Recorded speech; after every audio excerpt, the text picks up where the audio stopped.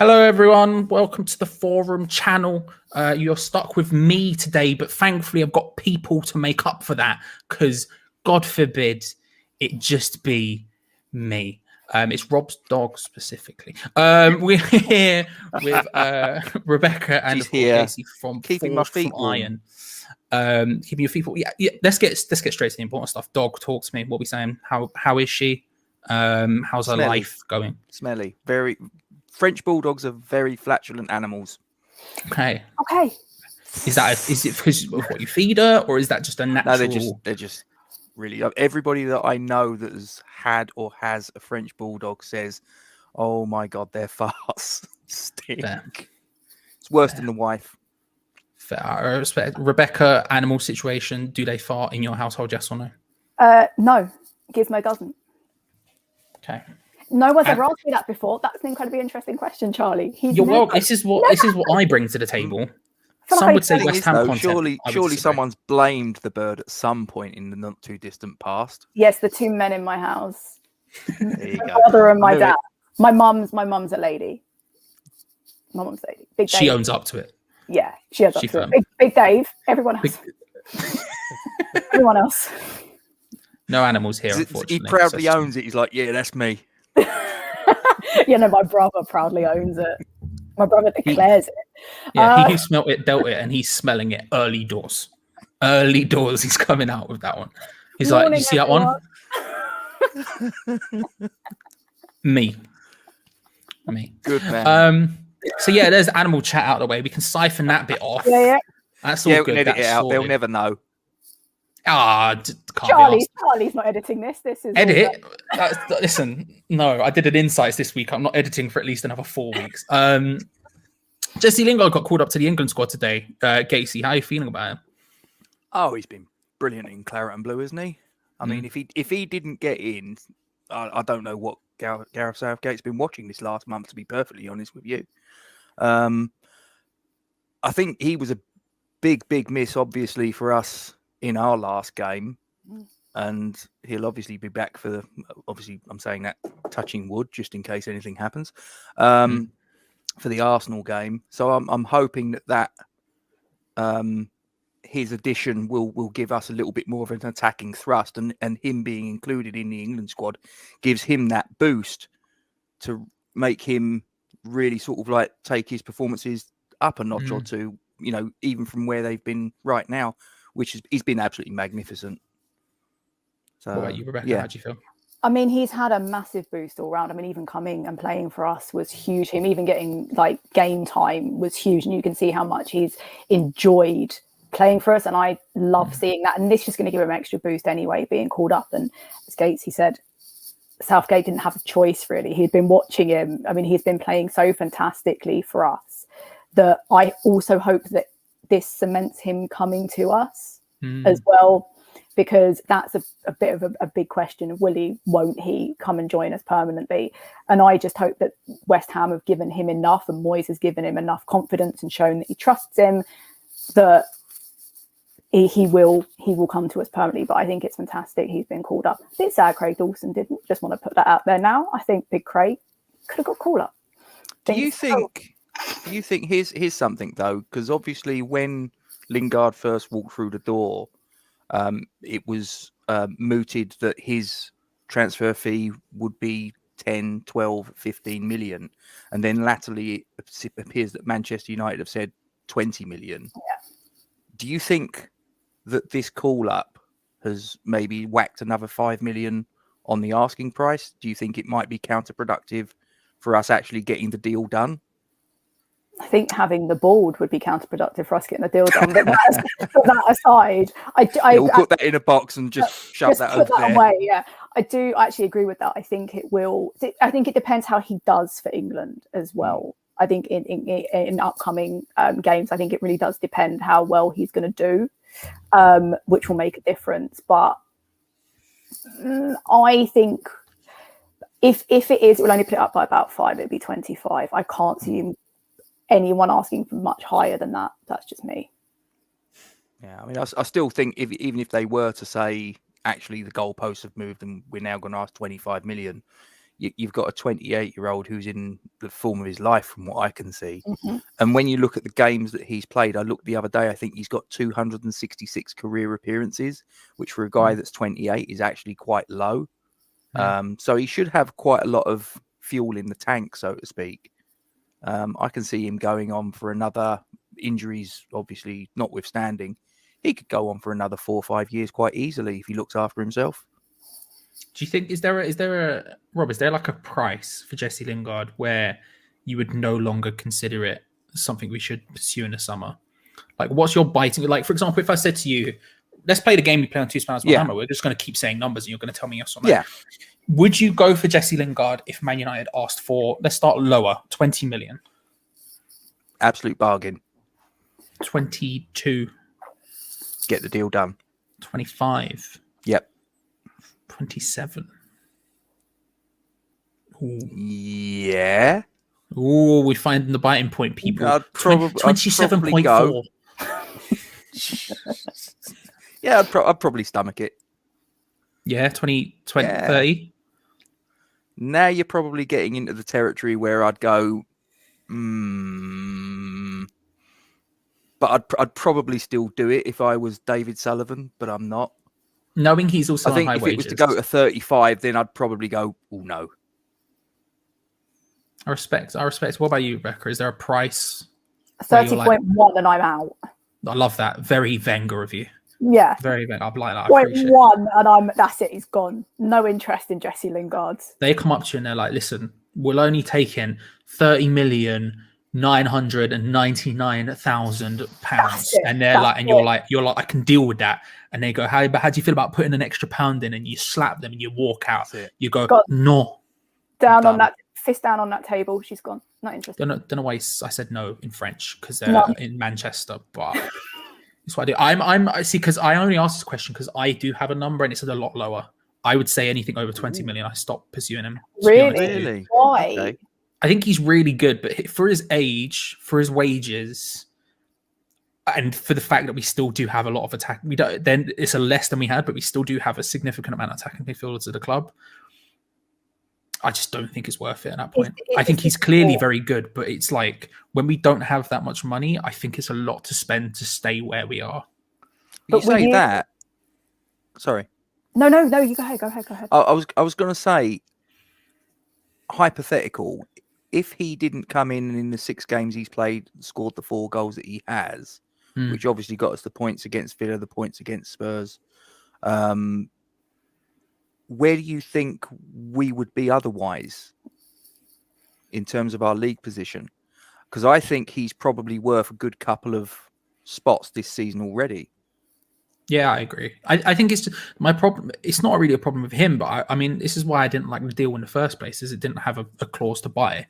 Because I remember when we did the video, like we did like a roundtable video discussing him coming in, and I've, as usual, was the only negative one. But it wasn't because of him, because I really like him as a football player. I always really have. Even when people were down on him at Manchester United, I was like, no, I really like Jesse Lingard. It was just a case of whenever you have a deal like this, it puts Man United in the strongest position possible. Yeah. Just because all of a sudden they have an asset that they don't even have to play, and he's gaining value by the day, and all of a sudden we're sort of at the back end of that. But I think it's worked out for us in the short term, but I just don't know where the value is, because we'd be paying 25-30 million plus 100 grand a week for a guy who's only going to lose value from there on out, when we already have significant players in that position. And we don't have that much. Say you're playing 25-30, and I don't believe the 60 million number for a second, but let's just say 60 million, for example. That's half your budget gone. And it's like, I don't disagree that he's been really good. I really like Jesse Lingard. And every time I see him on the team sheet, I get a little bit giddy. You know, I get a little edge of my seat seating. But at the same time, I'm like, we could buy someone else. And we probably should. I think what always worries me is like, and my fears were confirmed when we played United, when he isn't in the team, we revert back to a rather old last season version of West Ham that struggles, that doesn't just quite have the edge. Listen, we have changed. We've massively changed. And even that game, you could see that we were different. We weren't the old West Ham. However, there was a clear gap. And for me, it was Jesse Lingard. And I don't think as a team we can afford that losing him going forward, especially if we get into any conversation about Europe. I think not having him would be a huge loss to us. And I don't know how we cope in general in Europe, but without a player like Jesse Lingard, we would be at a huge loss without him. And that game sort of confirmed my fears. And when I spoke to earlier with other people, their fears as well, that not having him was a bit of a problem. Here's the thing for you guys. Just supposing for a moment we do get a £60 million budget in the summer. What do you, if you were David Moyes, what is the position within the team, the starting 11, that if you were David Moyes, you would prioritise? Goalkeeper, left back, centre back, where would you be looking as a priority? That's a great question. That's a very good question, because I don't feel like for me there's one single position. Like so my first instinct would still be a striker.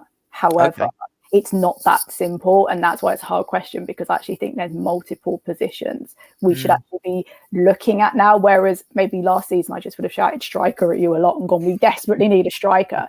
Now I love Fabianski. Everyone knows I love Fabianski, but he's aging. He's getting a little bit more injured. We definitely need to be looking at someone younger.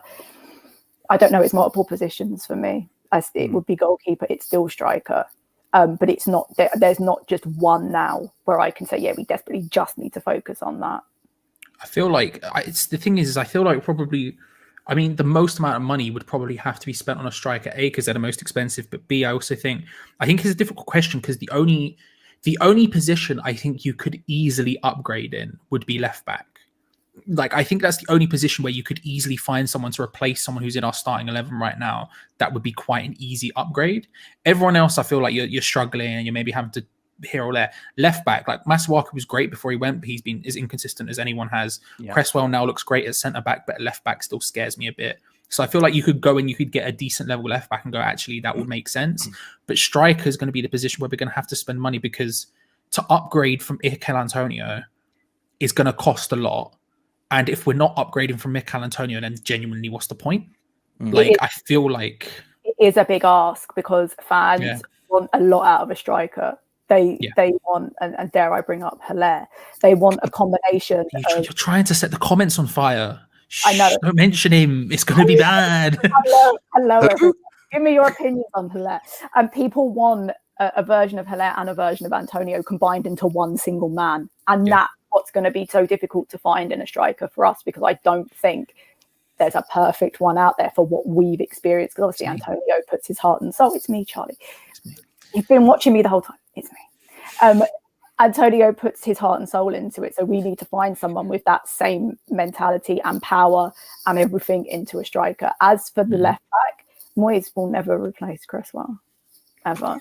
He doesn't won't. He hasn't, because he's not going to. I'm convinced he just won't. Left back is the safest spot. And Cresswell will have it until he dies. That's just my opinion on that one. He dies. Bit extreme. It's fine. We're going up against Arsenal, and Pepe's murdered him a couple of times in the last couple of seasons. I suspect it might happen again very shortly. Listen, Cresswell's had many a death. He's had many a death on the pitch. Mind you, he is, well, when I looked at the weekend just gone, I don't know about right this very second, but when I last looked, Aaron Cresswell is actually the top point scoring defender on the Fantasy Premier League website. Yeah, it's outrageous. Doesn't surprise me. Nuts. He creates, and yet this was a guy that a season or two we all wanted out the door and down the road. Yeah. But I've said it a few times on our tier list series that we're doing. On Forge for Mine, is that? I didn't want to give it a plug. I didn't want to give it a blatant plug, Charlie. But thanks for that. Forge for Mine, subscribe. Crack on then. Yeah, crack on. But I think a big part of the reason why Cresswell has had a bit of a renaissance this season is because of the guy that's in front of him, Pablo Fornals. I think when he had Anderson in front of him, aligned with the fact that he had an obvious loss of a yard of pace, it was a double whammy, because obviously Anderson wasn't ever going to offer him that much in the way of protection, so it left him doubly exposed. And as it kept sort of like the goals kept flying in, I think his confidence started to do that. Now he's got someone in front of him, as well as a few other players that are sort of chipping in him and offering that little bit of protection, that when he goes forward and the move breaks down and he's out of position, they're sort of covering the holes for him, sort of thing. And I think obviously his pace is, he's never, you know, as the years go on, his pace is only going to dwindle. That's a given.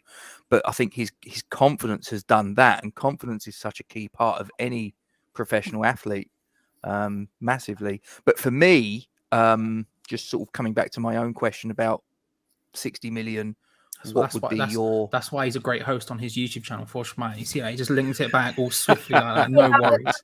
I would go goalkeeper all day long, because for me, that is such a vital position. It was proved last season when we had that Spanish clown between the sticks. The damage that can be done to a team's morale, it can be catastrophic. So I think if you've got a goalkeeper, I mean, it's like the old saying, I think Brian Clough said, I think it was strikers win matches, but it's defences and goalkeepers that will win titles, cups, whatever. Now, obviously, we're not going to win titles. That's fine. But we need to have that strong base. If we've got, you know, foundations built on sand, the rest of it's all just going to collapse. So for me, I would say a goalkeeper is an absolute priority. And I would even say that despite the fact that Fabianski has signed a 1-year deal. The fact of the matter is he's 36, I believe. I think he's going to be turning 37 later this year. Sure. Now, I know he's a goalkeeper, and goalkeepers can, in theory, go on late 30s, early 40s, you know, in some cases, no problem at all. But I don't think we should be ultra reliant upon a guy who of late, the last sort of year, 18 months, has started to pick up niggles here and there. So I would all day long. I think if they go down, I think Sam Johnston would be the first one on my shopping list. And I don't think he would actually cost mega amounts relative to I mean, you look at, was it Martinez that went to Villa, 18 million quid? Yeah. It's about that, wasn't it? I think you could get Johnston for a similar price. Yeah, I mean, I think West Brom bought him in a range of like 5 to 10. It wasn't more than 10, definitely, from Man United. And that was that was 20, I want to say it was 2019. I could be wrong. But I think that's a relative amount. I think with Fabianski, I agree. I think it's a long-term problem. And so we need a long-term solution.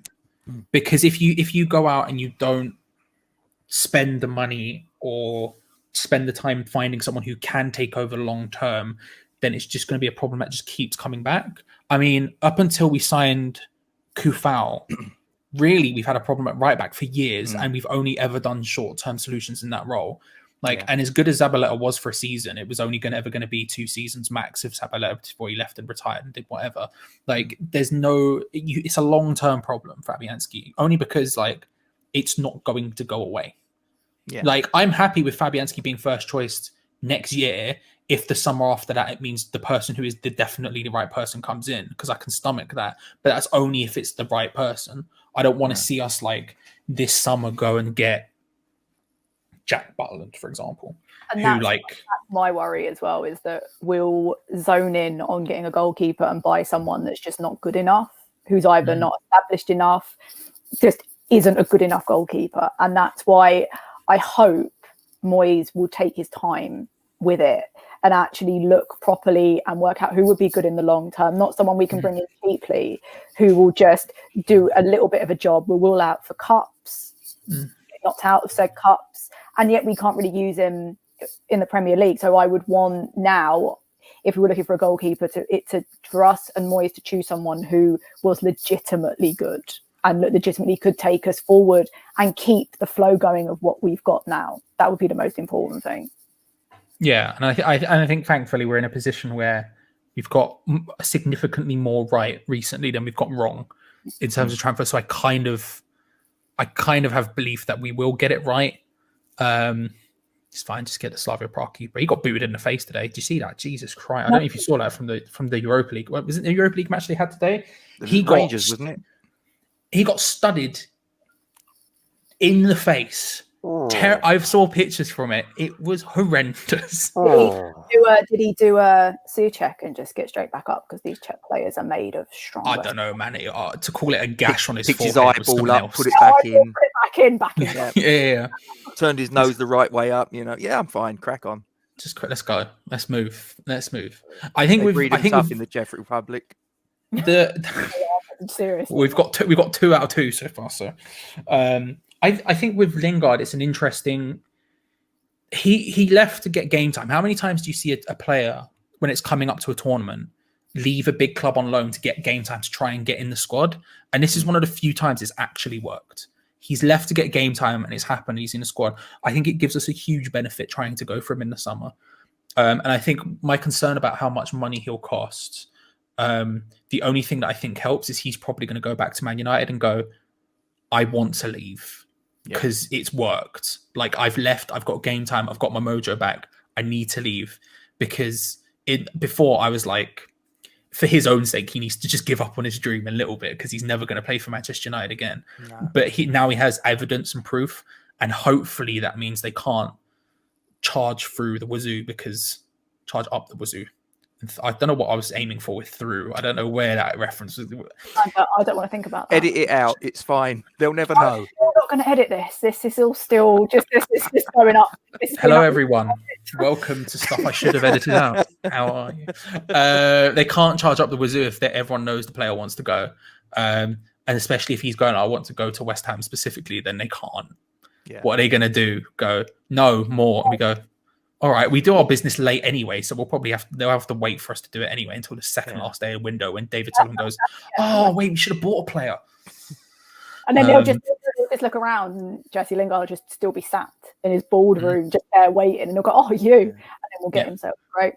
Yeah, well, they're going to lose him for nothing in 12 months, aren't they? Or 12 months in the summer. Yeah, he walks away on a free anyway, so I would suggest it's in Manchester United's best interest to get a deal done, because otherwise, if he doesn't get it done in the summer, they can only sell him in the January transfer window, by which time they've only got 6 months left on his contract. Yeah. So he'll probably go for a pittance in relative terms. So it's as much in their interest to get the job done as far as a transfer is concerned as it is for Jesse Lingard and as it is for us. And obviously, given it looks to me from the outside looking in, he's really bought into the team ethos and all the rest of it, and him and Moisey seem to get on, and Declan, and so I was quite pleased that he put the was it the Instagram post on where he was wearing the West Ham top and his daughter's on his shoulders and she's wearing the West Ham top, and I was like, yeah, okay, so fingers crossed. With everyone, especially Noble as well. Like, I was surprised at the end of games to see how those two have got on. And I love his social media stuff where he's attempted to do a Cockney accent. I mean, it's terrible, but it's good to try it. And it just shows. Is it as bad as Dick Van Dyke in Mary Poppins? Is it on that level? No, not quite that bad. Not only mildly offensive to anyone from me. Blimey, Mary Poppins. Call blimey, governor. But like, pray to first, that's a bag. Ollie pinched me smalls. Yeah, no, it's not quite that bad. It's not quite that level, but it's nice that he is getting so involved. Obviously, that bodes well that he's interacting with everyone, and especially on social media posts as well, which is good because it shows he's invested in the team, which can only be good for us. Definitely. Yeah, and hopefully he does come, because I flipping love him, man. He's such a baller. Everything comes so easy to him. Like, when you see someone pass the ball and you go, oh, that's a great pass. He passes it and it's unreal. It lands perfectly at their feet in the stride. They don't have to break it, and he just strokes it there as if it's nothing, as if it's he nutmegs a guy, runs 40 yards. And you're just like, it's just Jay Ling's doing Jay Ling's things. It's just his life. That's the way he does it. I'm not used to seeing it. So when we see football, it's like, that's what we could have. Yeah. The thing is, did any of us actually look at him in those terms when he was a Manchester United player? You probably didn't. No. You probably thought he was a half decent player, but it's now that he's at the club and you're actually seeing him up close and personal that you realise what he brings to the table. I always thought he was good, but not so naturally talented. Yeah. I mean, I think I'd align that to with the other guy that's been called up for England in claret and blue, Declan Rice, in terms of the fact that there's a lot of supporters of clubs away from West Ham that look at Declan Rice outside looking in, and they're maybe not looking at him as intently as we do. Yeah. And they look at him and they go, well, he ain't all that. You don't watch him. We've seen him for 120, 150 games, and we've seen his progression. And seriously, he is that good. And we've discussed it on our channel where a lot of the... I'm going to keep doing it. I'm going to keep doing it. Charlie, I'll sort you out a drink, mate. Paul, go subscribe, everyone, now. Thank you. Everyone, go. Okay, go on. Thank you. Because obviously, sort of like, there's a lot of comparisons that sort of like are made between Declan and players like Sean Longstaff, for instance, or Calvin Phillips. And I've just turned around and said to anyone that makes that comparison, and I don't for 1 minute, I'm not saying they're bad players. They're good players, but they're not on that level. I'm sorry, they're just not. And I use the analogy that you're comparing Declan Rice to Calvin Phillips and all these players. Basically, what you're doing is you're comparing finest Dom Perignon champagne to a can of Tizer. That's what you're doing. You are. I mean, I can't speak to either of those things, unfortunately. I can't. I just, I can, and it's just true. But like, it's Although I don't know. I can't. I know. We now cut live to Rebecca, who drinks expert. Rebecca, what are we saying? Yes or no? There's a place for a can of Tizer, but you know. Can of Tizer. What's it taste like? My head says wrong. It tastes of fizzy E numbers. I'm going to get you a crate, Charlie, for getting me a few extra subscribers. I'll send you a crate of Subscribe to Forge, the good channel, great channel, good series on there. Definitely go out Forge for Man. You know, just go subscribe, little ting, hit the bell icon as well. Good times, you know. Don't miss a video. It tastes of Tizer, please. It's fizzy joy. It's fizzy joy. Tizer's great. Joy. That you'd rate it highly.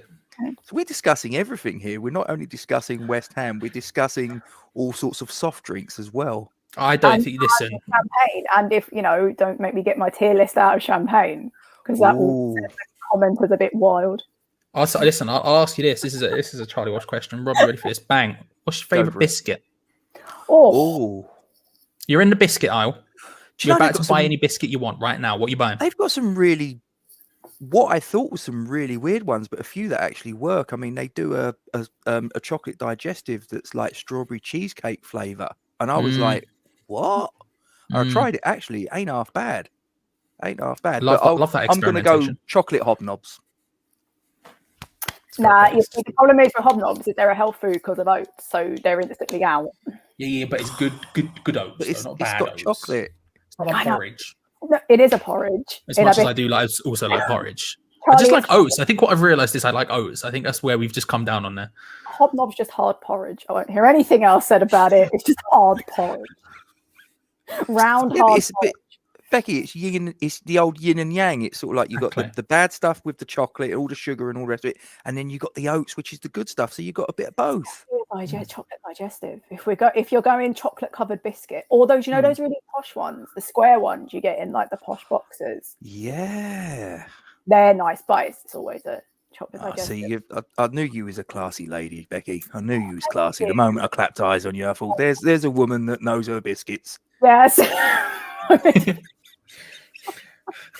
There's someone with innate biscuit knowledge. I looked at you and thought that's someone that eats a lot of biscuit. She'll know what she's talking about. There's never any biscuits when I go to the cupboard. The kids always nick them. Good. Fair. You brought them up well. Corbin. Too well.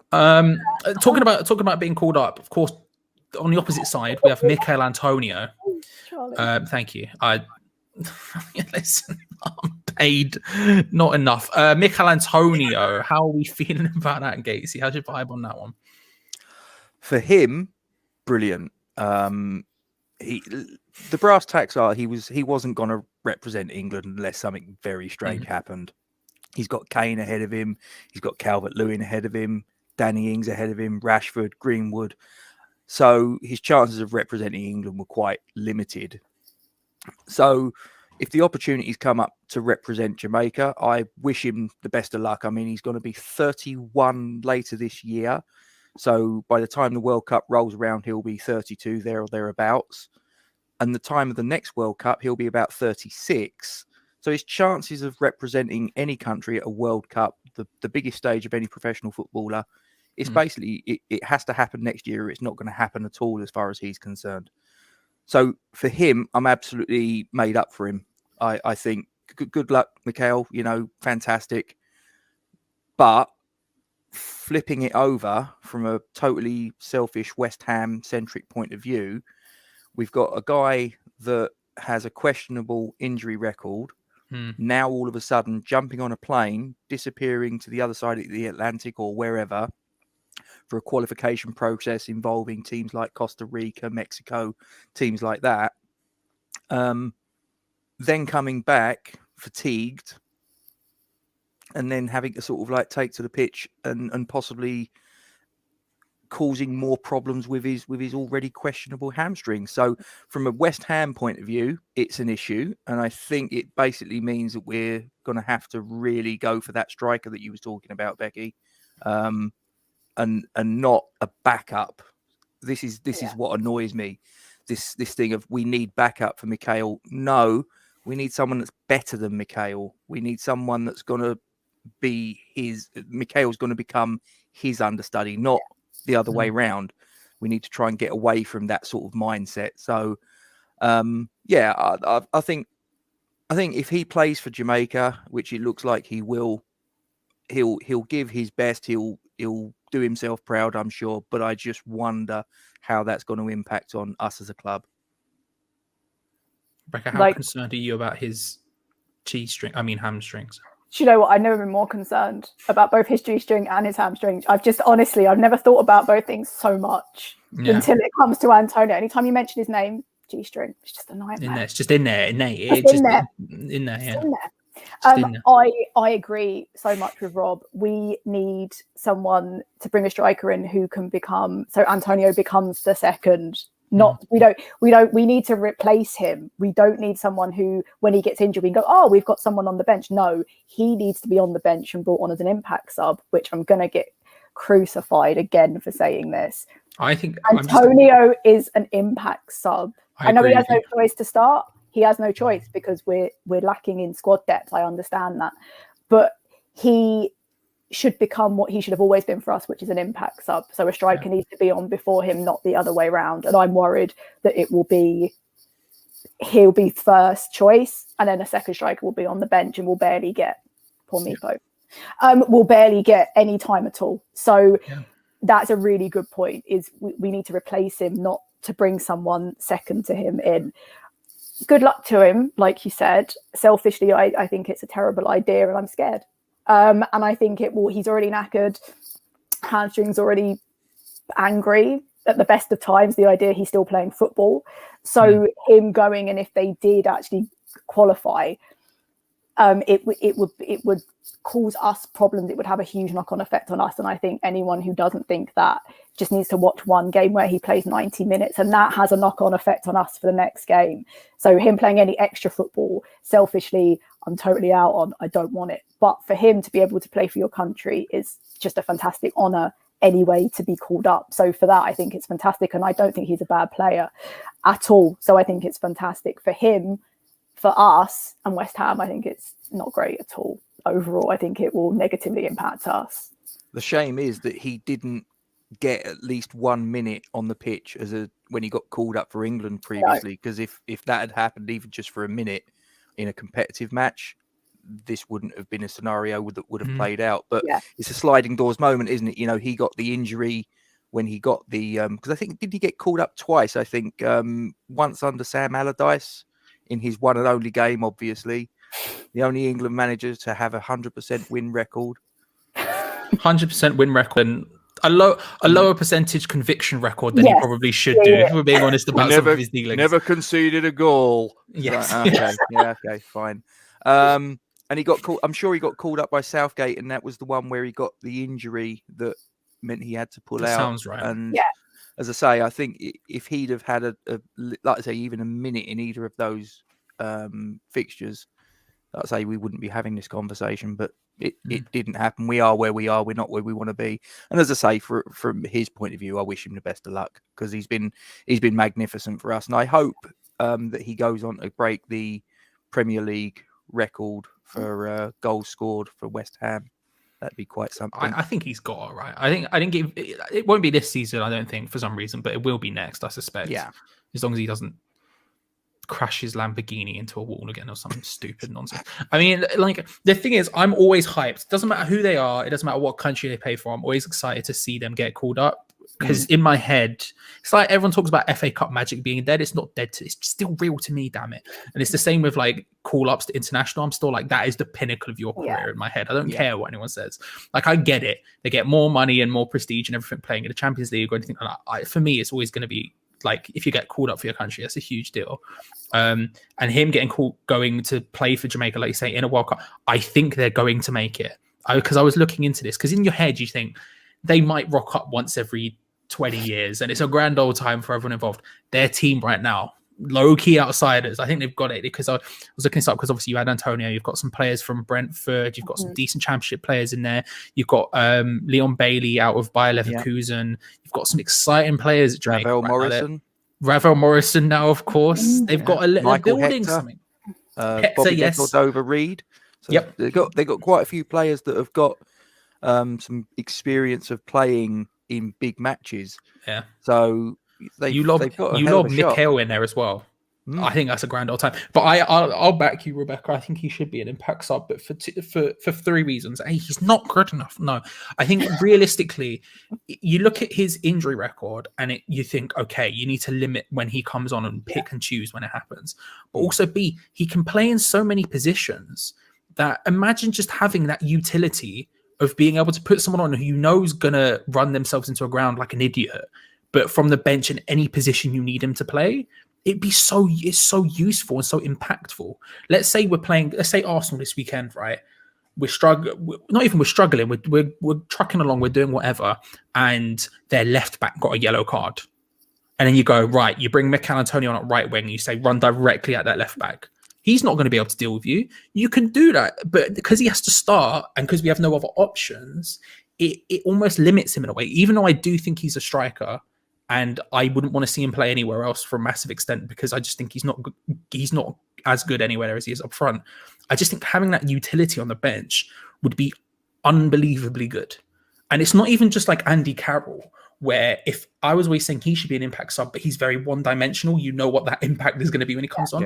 Antonio can do different things. Just imagine, it just seems. Imagine being tired and on a yellow card, and then Mikel Antonio goes up. You might as well just leave the pitch like Sol Campbell that time at Highbury when we beat them. Like, why not just go, retire, leave? It's not happening for you, you know. I'm hyped for him to see him. And like I say, I think Jamaica are going to get to the cup, and I think it's going to be pure banter when it happens. And it'd be good for him to actually play in a World Cup, because it is a huge, huge deal. Do you think, though, Charlie, I know it's going to be mad, but do you think it will negatively affect us if they did? How do you think he would cope with the double the amount of football he's currently playing? I think any football for Antonio is a negative. Like, I'm always scared. You never know. Probably. I mean, yeah, it probably will. Like, at some point, he's going to look.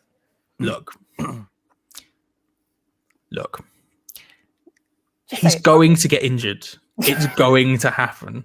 Whether it happens there or with us, it's probably bad that he's going to get more game time, because Jesus Christ, it's a terrifying prospect. Yeah.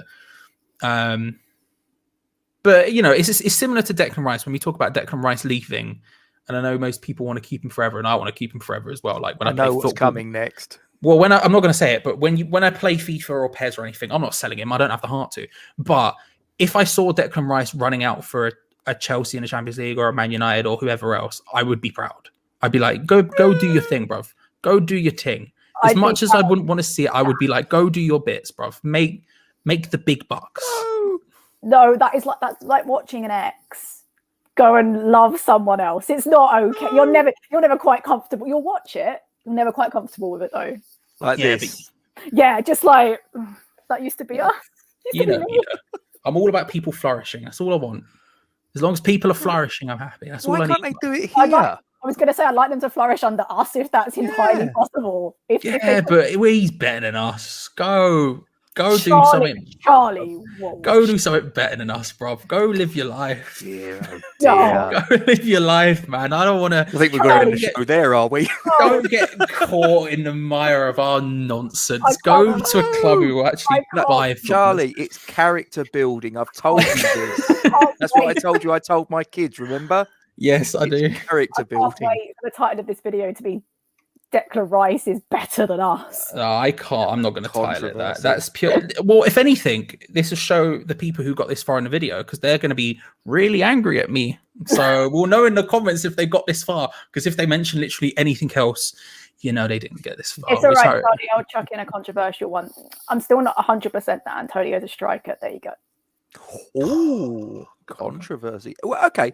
At which point does he Become a become a striker? I mean, I don't does know he when have he to play becomes a that little role bit- for another year?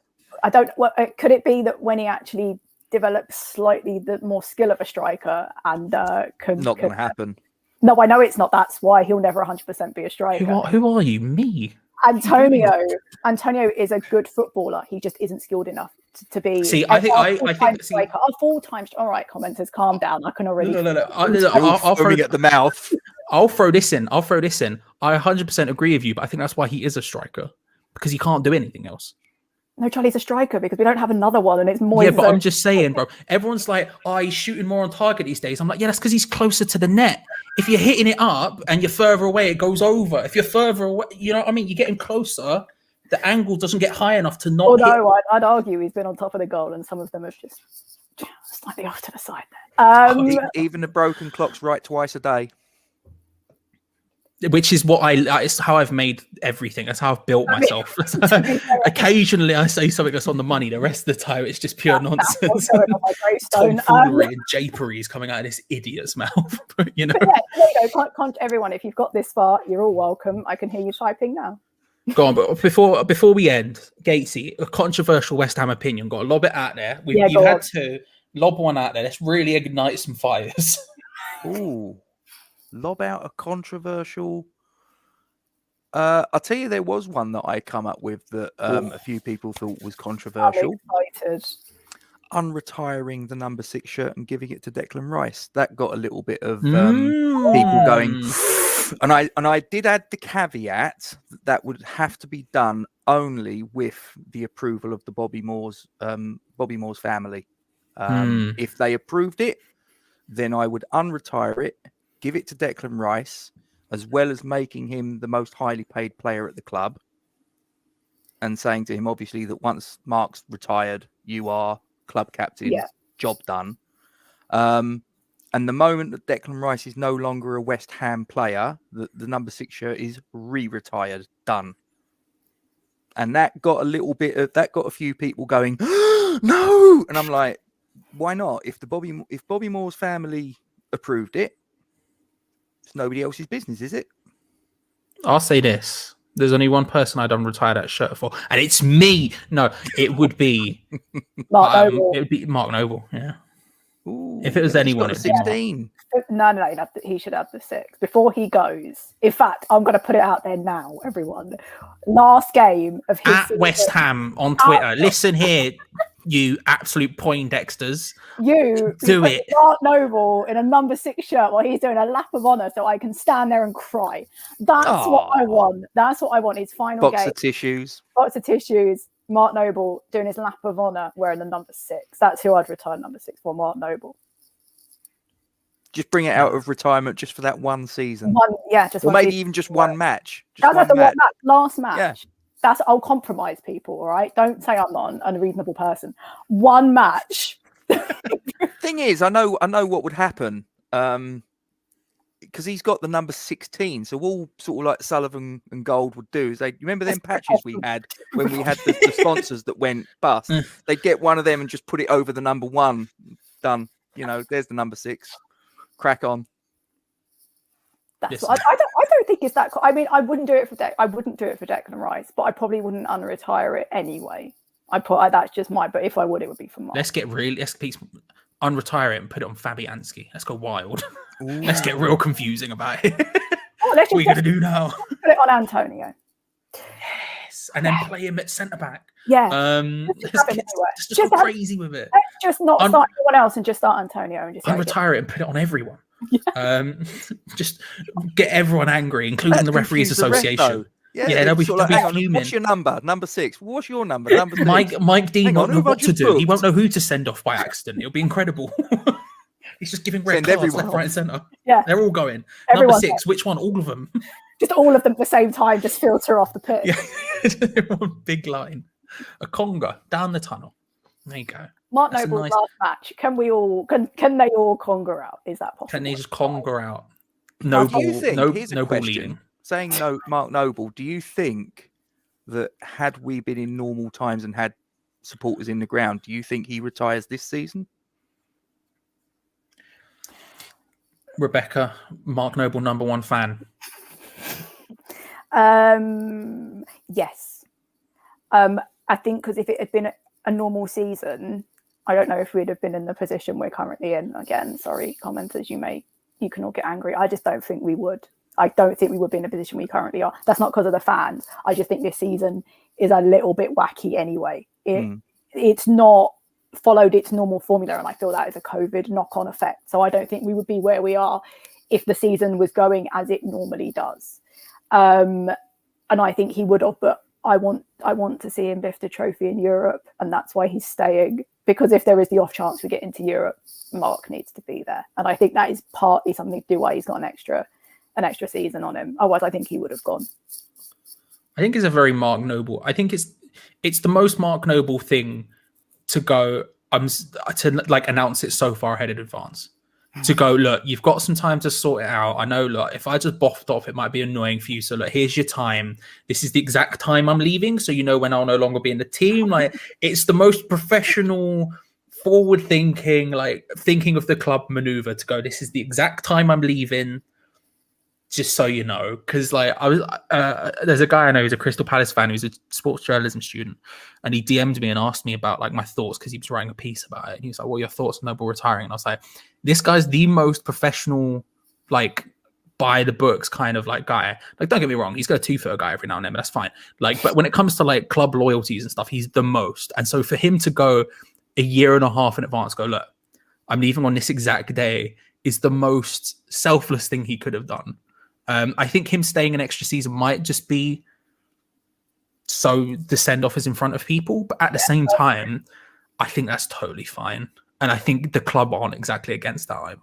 And I think David Moyes probably isn't against that. Because when you look at his retirement letter, when he wrote the letter, and he said in there, like, I still want to push forward the club ethos to new signings and the young players and everything else. It sounds like he hasn't said what he's going to do, but it sounds like someone who's going to stick around on the coaching staff in the youth academy in some capacity. So the club's probably equally happy for him to stay. So, but I think you're probably fair. Am I allowed to do a little spoiler for you? Ooh. Ooh. I know for a fact he's already coaching at the club. Oh, look at that. Oh, That's what you get on this series. It's never going to probably happen again. You're welcome. He's already involved. I'm not saying in which level, it's lower down the pecking order, but he's already got involved. It doesn't. The esports division. He's teaching the FIFA players. Yeah, Sabutio. Yeah. Yes, yeah.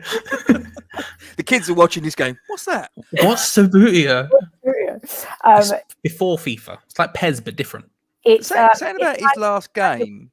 People. Do you think he'll get he'll start the game and get substituted in the 16th minute? No, bring him on in the 60th. Don't give him a full 90. For the love of God, don't give Mark Noble a full 90. No. I'm saying start him and substitute him off after 16 minutes, like a certain former Chelsea captain did with in the 26th minute. I don't know what they do. Do you remember that? Yeah. I don't know what they do. Like, I feel like it's just weird to me because I feel because he's already had his testimonial. It's just all kind of backwards. Like a natural goodbye would be like a testimonial, but he's already had one. Like, don't get me wrong, just give him a second. I don't really care. But like, it's all ass backwards, isn't it? It's like the conversations that's been going on about like, do we give him a stand? Do we give him this? Do we give him that? And I'm like, he's still going to be at the club. It's going to be weird for him either way. Like, imagine if he had a statue and he had to walk past it every day to get to work. It'd just be odd. To be fair, you usually give statues if they're, you know, they passed away or they're near to death. Like him coming into work every day, walking past a giant Mark Noble. Yeah. You just remind him he's soon to be dead. It's me. My career's Likeness. over. Yeah, I wouldn't name a stand after him. The bloke's still working for the club. That can be further down the line. If you know, because he'll always retain his Mark Noble status at West Ham because no other team would have it. So he'll always have that. Look, we all know it. It's fine. They call him a one-man club. I mean, he isn't because actually he was on loan, but you know, he wasn't going anywhere. That doesn't count. Shh. Listen. Gerrard and Terry got one-man clubs, and both of them literally were leaving to play for another club. So if that counts, the Noble 10,000% counts. Lampard, he was another one. He started somewhere else, left to go somewhere else. But yeah, if you're still working, I don't name a stand after him yet. Wait till he's 70 or something. Last question: how do you commemorate him, Gatesy? If you do at all. I wouldn't name the stand after him, and those that have watched the Forge from Iron videos on occasion, well, you subscribe. Plugged it, so I might. If you haven't, subscribe, like, share. What are you doing? Blah, blah, blah. We've been here long enough for almost that. So it's my about 3 purpose times. in I've life. sat here quiet, behaving myself. So yeah, stuff it, whatever. I'm on record as saying that stand should be named after Frank Lampard Senior. It shouldn't be named after anybody else because there's 3 stands that have been named. Bobby Moore goes without saying. The other 2 are Trevor Brooking and Billy Bonds, and those are 2 of the 3 men, only 3 men that have won 2 FA Cup winners' medals, and the third one is Frank Lampard Senior, and he hasn't got anything. So for me, that stand should be named after him. But I understand that there are people that would say that it's a generational thing, and that a lot of people, especially the younger generation, you'd say Frank Lampard and you'd think of his son, and there's all the negative connotations tied up with that. So that's fair enough. I wouldn't retire his shirt. I just wouldn't. But the one thing that I did suggest was maybe renaming the Chadwell Heath complex after him, the Mark Noble Academy or something like that. Can we name a porter cabin after him? Is this a possibility? That was the response I got. You're going to name a load of porter cabins, but I'm not talking the porter cabins. I'm talking the whole. I just have one with a plaque on that he just pulls a small curtain, just a porter cabin. He just opens. Well, porter cabins are temporary. Mark Noble's permanent. So you know. That's a good point. Those porter cabins are going nowhere, Charlie. They're permanent. They are staying forever. I'm sure they were recycled from the old club shop. Do you remember that? Listen, I'm pretty sure they were recycled from my old secondary school. I did maths in that porter cabin. I'll have you know. That porter cabin. It's a little bit of graffiti in the corner that gave it away. I remember doing that. Rebecca was here. That's what I was doing in the early 2000s. That was Pythagoras. That one. That was yeah. Do you know what? I would actually honour him by keeping his shirt and letting that roll throughout the club, and also keeping him there.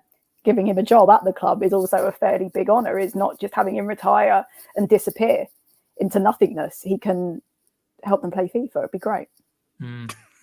Whereas I think that the last stand should obviously be the Razvan Rat stand. So I was thinking Joey Beecham. Ooh. All equal claims. Charlie, I'm surprised you didn't say George. No, that's the club should be named after Jordan. Oh, okay, there's a difference. Fine. The club should be, like West Ham London, Red Bull, West Ham, all that. No. Jordan Hugel and friends is the goal. The goal. Well, he played 24 minutes more for West Ham in a first team game than Joey Beecham managed. And it was they were beautiful. That was the highlight of Charlie's life. They were beautiful. They were, listen.